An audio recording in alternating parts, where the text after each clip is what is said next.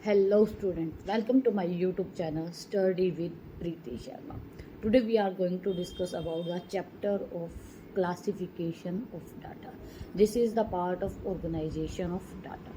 आज हम डिस्कस करेंगे कि क्लासिफिकेशन की कुछ इंपॉर्टेंट टर्म्स को. पहला है यहाँ पे आपका रो डाटा. रो डाटा का अनदर नेम हो सकता है अनऑर्गेनाइज्ड डाटा.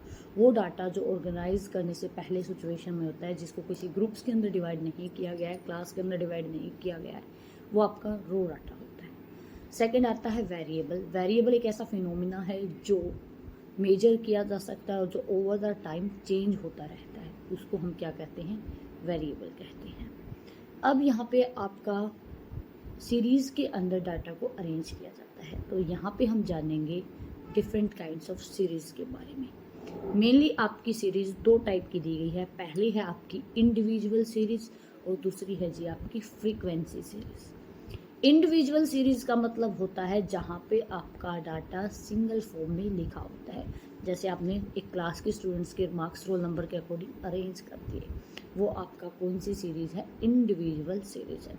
इंडिविजुअल सीरीज़ कैसे अरेंज की जा सकती है, with the help of serial numbers, ascending order, in descending order, इस तरीके से अरेंज की जा सकती है. ये आपकी इंडिविजुअल सीरीज़ है और इसके अंदर जो आपका डाटा होते हैं वो एग्जैक्ट नंबर के अंदर होते हैं. नेक्स्ट आती है हमारी फ्रीक्वेंसी सीरीज़. फ्रीक्वेंसी सीरीज़ के फर्दर दो पार्ट हैं. पहली है आपकी डिस्क्रीट सीरीज़ जिसका नाम फ्रीक्वेंसी एरे भी है. उसके बाद आती है आपकी फ्रीक्वेंसी डिस्ट्रीब्यूशन. अगर हम बात करें डिस्क्रीट सीरीज़ के अंदर, तो इसके अंदर जो आपके नंबर्स होते हैं वो एग्जैक्ट नहीं होते हैं.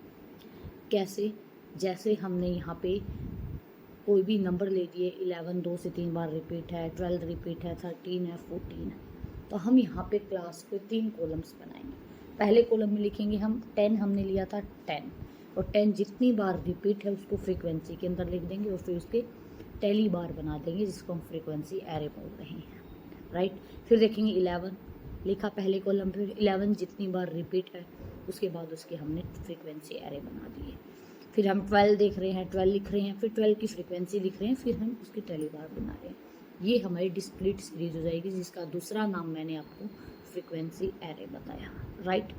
इसके बाद आती है हमारी फ्रीक्वेंसी डिस्ट्रीब्यूशन, जिसको हम कंटिन्यू क्लास भी बोल सकते हैं. ये आपकी एक ऐसी सीरीज़ होती है जहाँ पे नंबर एग्जैक्टली नहीं होते हैं, एक रेंज के अंदर गिवन है.